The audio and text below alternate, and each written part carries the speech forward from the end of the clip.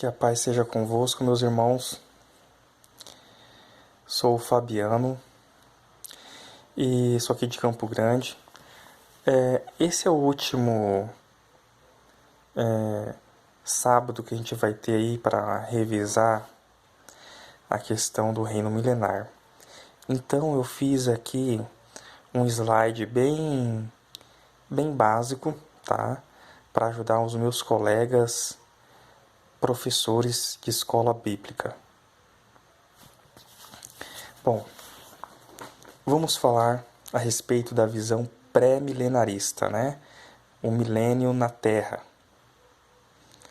Como é essa visão? Agora são 00:30. Eu peço desculpas por esse vídeo estar sendo realizado dessa maneira, porque eu decidi de última hora fazer ele hoje, tá? Para poder mandar para os irmãos. Então, vai ser bem assim, basicão mesmo, tá? Eu na cama, com notebook no colo e com o celular na mão, ok? Então, vamos lá, uma cronologia de eventos sobre a segunda vinda de Cristo à sua terra. Como vai estar a terra nesse período? Vamos lá.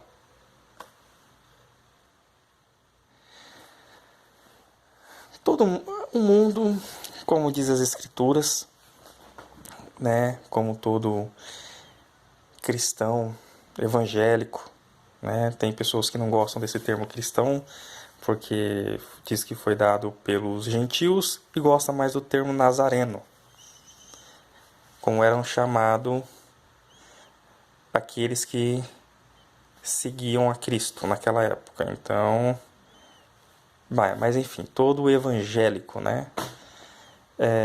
Já viu aquela passagem que fala que nos últimos dias vai estar todo mundo se dando em casamento, né?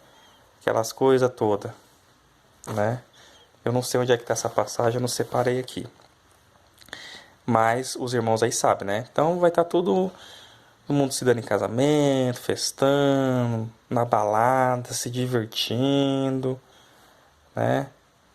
Uma aparente paz, apesar de algum caos social, aquelas coisas todas, né? Enfim, tá todo mundo de boa aí, né? Festando, certo? Mas, segundo as escrituras, o que mostra a escritura, aparentemente haverá um conflito generalizado na Terra. Há estudos, há várias teorias de como isso vai ocorrer, né, questão política, e é aquela série de coisas, né, de teorias que existem. Mas não vamos entrar a fundo nesse caso, tá? É que vai ter uma grande guerra generalizada no mundo, certo? Vai ter um grande conflito. Se levantará nação contra nação. Antes terá rumores de guerras, mas depois se levantará nação contra nação, né? Grandes batalhas no mundo, catástrofes e etc. Cidades assoladas. Tem uma passagem na Bíblia que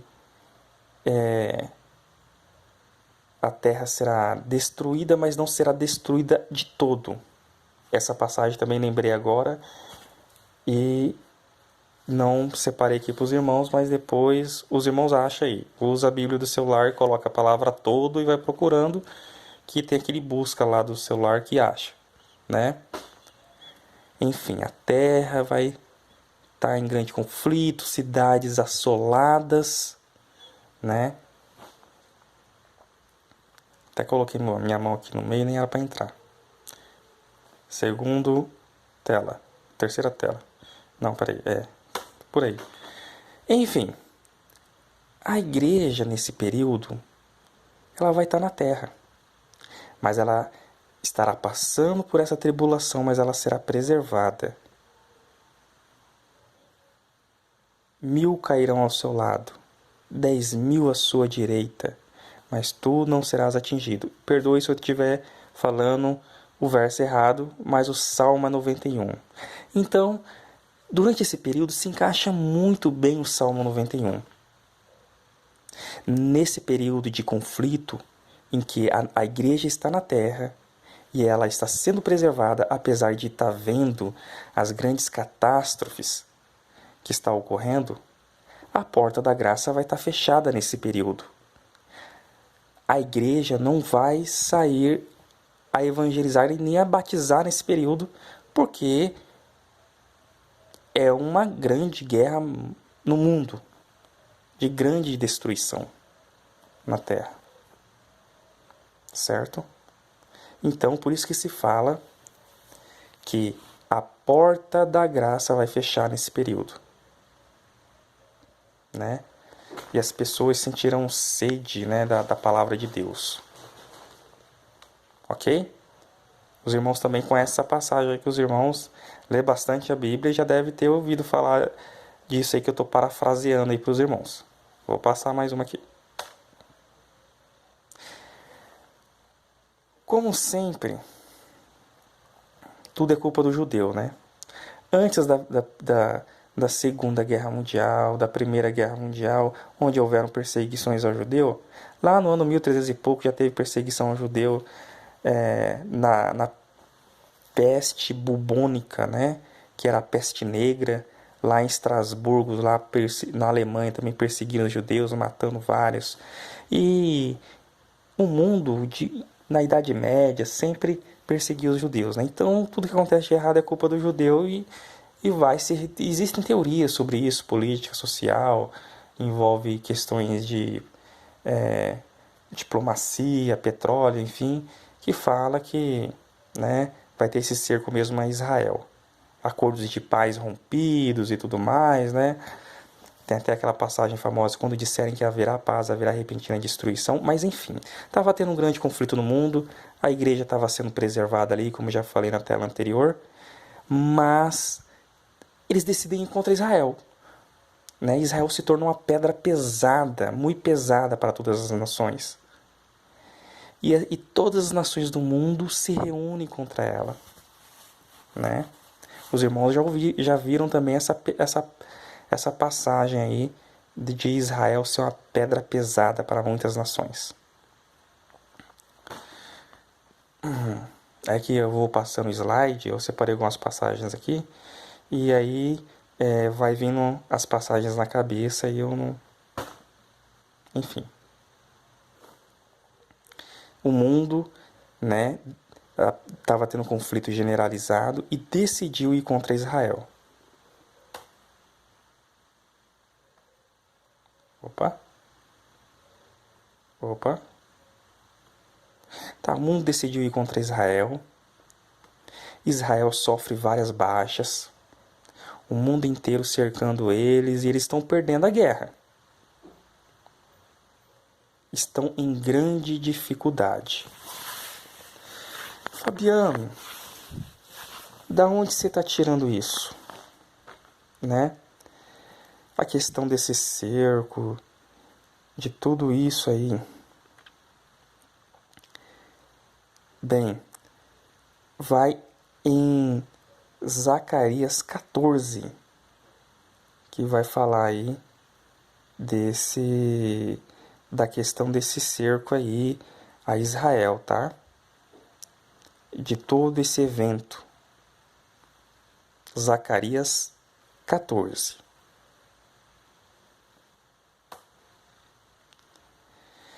Enfim, Israel está perdendo e de repente o mundo vê uma luz no céu. Uma grande luz no céu se aproximando. O que será? O que será essa luz? Que todo olho verá.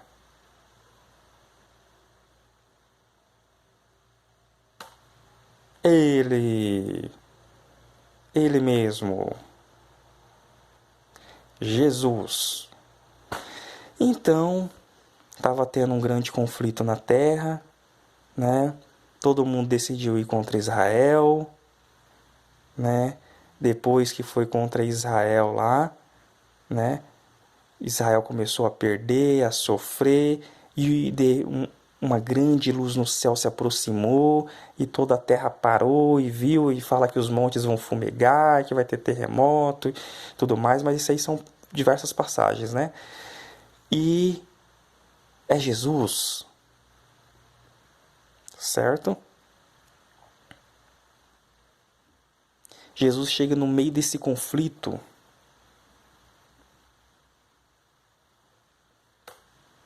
Quando Jesus chega,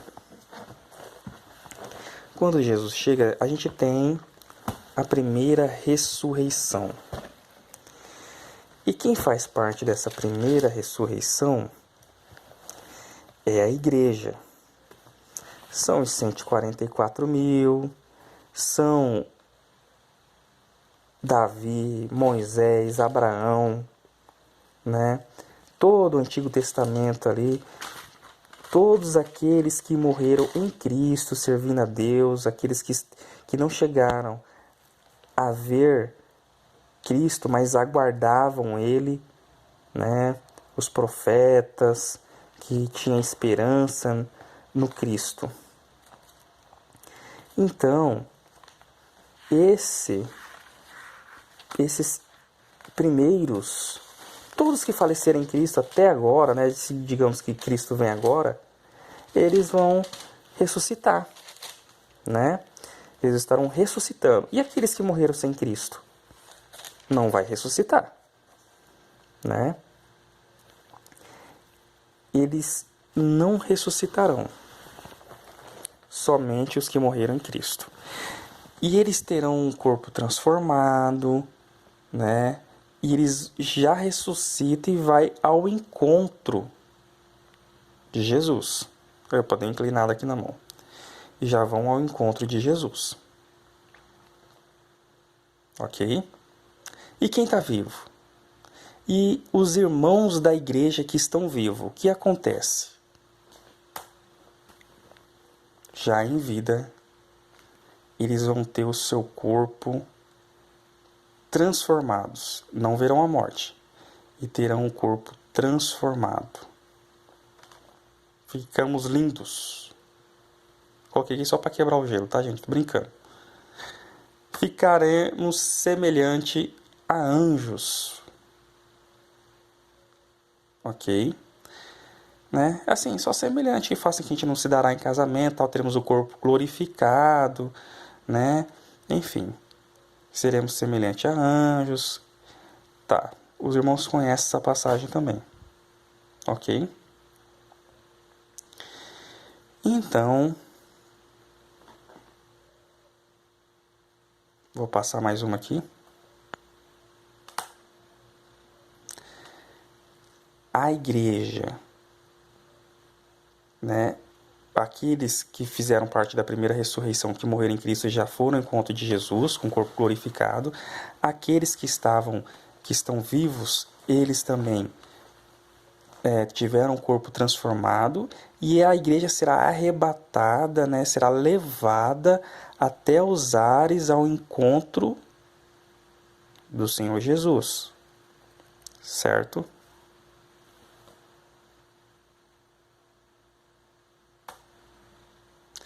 E o que acontece com Israel nesse período todo? Porque está tendo um conflito lá ainda, né? Lembra que a gente falou, né? Que eu falei para vocês, né? Estava tendo um conflito generalizado no mundo. E decidiu todo mundo ir contra Israel. Israel começa a sofrer grandes baixas. Todo mundo vê uma grande luz no céu, né? Todo olho viu, todo olho verá uma grande luz no céu. E essa luz é Cristo. E aqueles que morreram em Cristo são ressuscitados, que é dito como a primeira ressurreição na Bíblia, né? A igreja primitiva, enfim, todos ressuscitam, né? Os profetas do Antigo Testamento. A igreja, aqueles que estão vivos naquele presente momento, tem o corpo transformado e glorificado, mas o conflito ainda está tendo. E Israel está perdendo. né? Tá aqui ele aqui, ó, tadinho aqui, o meu mouse tá mexendo agora, tá mexendo. O tanque destruído, tá?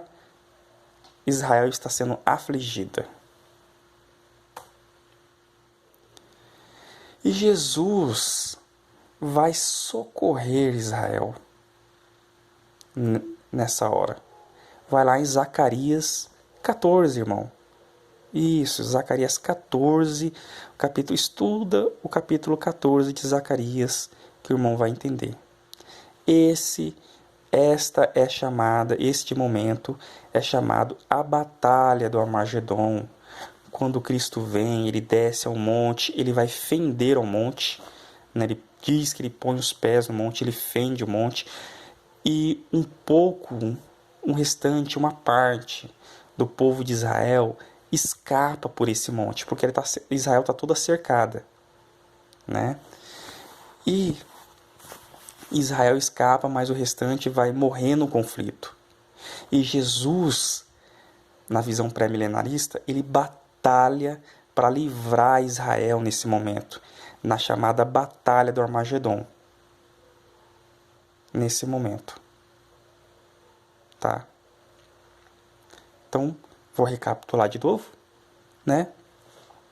Todo mundo tá de boa, festejando, curtindo. De repente, um conflito generalizado no mundo. Uma guerra mundial, uma terceira guerra mundial. Momentos de tribulação na Terra. O que acontece? Qual que é a outra tela que a gente viu? Aí vem, né, a tela que a igreja está na Terra durante esse período, passando pela tribulação, vivendo aquele Salmo 91 que a gente lê na Terra. 1.000 à direita, 1.000 ao lado, 10.000 à direita, todo mundo caindo e a igreja sendo preservada. A porta da graça fecha. A igreja não está batizando mais ninguém, porque está tendo um grande conflito na Terra. E aí, depois, todo mundo decide ir contra Israel, cerca Israel, Israel começa a perder, e nesse momento que Israel começa a perder, Cristo vem com seus anjos e ressuscita aqueles que morreram em Cristo, e depois transforma também o corpo daqueles que estão vivos, e vai todo mundo ao encontro de Jesus. E Israel lá passando o maior sufoco, Jesus vai lá, depois de arrebatar toda a igreja, reunir toda a igreja nos ares, ele vai lá no monte, acho que se não me engano é o Monte Seir, acho que é o Monte Seir, né? Lá em Israel, né? E é o Monte Sião, perdão, o Monte Sião vai chegar lá e ele vai fender aquele monte, uma parte de Israel vai escapar por aquele vale, certo?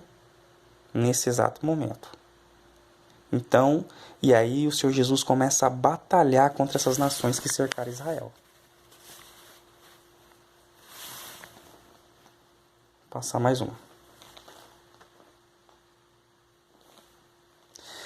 E aí, irmão, eu falei muito de Zacarias 14, vamos falar de Zacarias capítulo 12. Mais precisamente o versículo 10. Mas quiser ler todo o Apocalipse 12, bom também. Eu, quando leio, eu leio todo o capítulo. No capítulo 12, entra a parte do capítulo 12. E olharão aquele a quem transpassaram. E o reconhecerão. E chorarão, né? E prantearão chorarão amargamente por ele, como se chora amargamente pelo primogênito.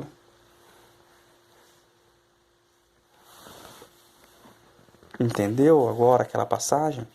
Eles veem o Cristo chegando no meio da tribulação deles, no meio do fim deles, com todo mundo reunido para exterminá-los da face da terra.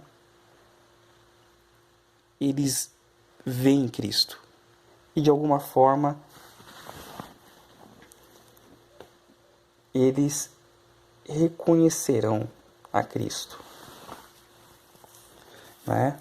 Vão pranteá-lo, chorarão amargamente, como quem chora por primogênito. Nossa, é verdade, crucificamos o Senhor, né? Então, vem nos salvar e chorando, tá chorando lá. É Zacarias, versículo 12. Perdão, Zacarias capítulo 12, versículo 10. E Zacarias 14, capítulo 14, fala desse cerco, do conflito, né? Lê todo, irmão, lê todo o capítulo, é muito interessante, tá?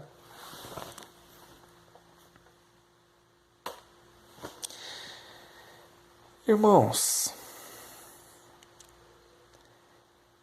depois da vinda de Cristo, do reconhecimento de Israel,